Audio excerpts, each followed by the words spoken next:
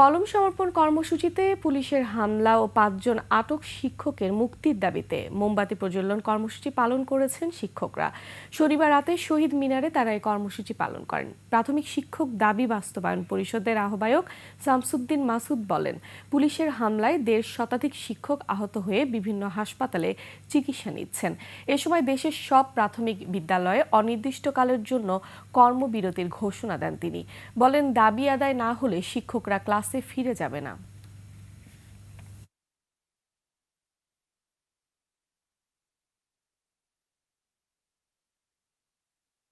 শিক্ষকরা প্রতিবাদ স্বরূপ কলম বিসর্জন কর্মসূচি দিয়েছিল।